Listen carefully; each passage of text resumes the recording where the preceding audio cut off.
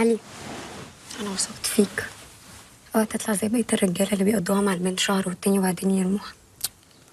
احنا مش اتفقنا ان احنا ما ينفعش نقول عليهم رجاله؟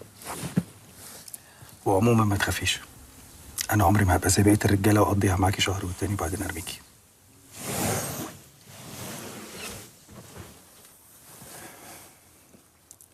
عشان انا هرميكي دلوقتي حالا.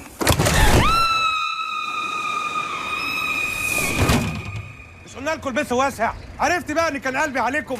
يلا فلتسحقكم السلامه. اطلع يا اسطى، اتوبيس كومبليت. انا وضحته ودينا في 60 داهيه. كله بيقول كده. انا كمان فيها كده. في مكتب شكاوى على النص، يروح اشتكي.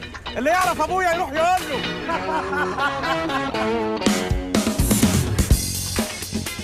يلا يا بلبل، عندنا اجتماع مهم في المكتب. شهاب عمال يزن. لا بلاش العربيه دي، خلينا في العربيه البيضه. محضر لك مفاجاه بيضه. نهارنا ابيض بالصلاه على النبي.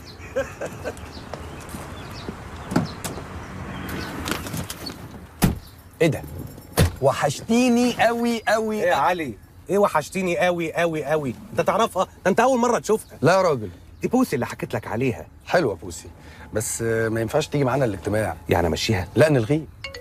بوسي املي الكاسات واسقينا. يا دي النيله، ادي شاب يزن اهو. اطلع يا معتمد. ايوه يا شاب، الغي الاجتماع، عندي اجتماع اهم.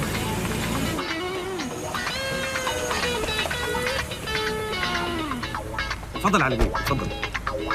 علي بيه احنا في الامان. شهاب لو شافها هيفتكرها موظف في الشركه نسي يلبس البنطلون بتاعه. امان. معلش بس عشان في شويه روج. انت فين يا استاذ علي؟ بتلغي اجتماع الضرايب ليه؟ ها؟ واجتماع ايه ده اللي عندك اهم من اجتماع الضرايب عشان تلغيه؟ على فكره انت هتخش السجن بالشكل ده. مش سامع يا ابني اسمع يا ابني. هاف فن يا علي بيه، هاف فن. ده انا هوريكي مكان رومانسي عمرك ما شفت زيه في حياتك قبل كده. في ايه يا شهاب؟ بتجعجع في الشركه كده ليه؟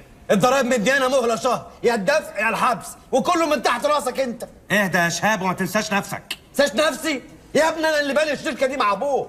انا المدير القانوني، الجي ام، جنرال مانجر. وانا البي ار بتاع الشركه دي يا شهاب. بيمب ريليشن شيب مانجر، يعني مهندس علاقات. اهدى يا شهاب كده عشان نتصرف في المصيبه اللي انت بتقول عليها دي. اللي قول لي، البنت الغنيه اللي انتوا عايزه يتجوزها ديت موجوده لحد دلوقتي؟ ما هي بقى انت اللي بتتكلم في الجواز يا اوراني. صدقني يا شهاب، لا دي اخلاقي ولا مبادئي. بس اللي مهون عليا الموضوع ان احنا نيتنا مش نظيفه. سيبولي انا هقنعه بالمصيبه اللي انت بتقولها ديت. على اخر الزمن هنمشي في الحلال. مش هتقدر تغمض عينيك.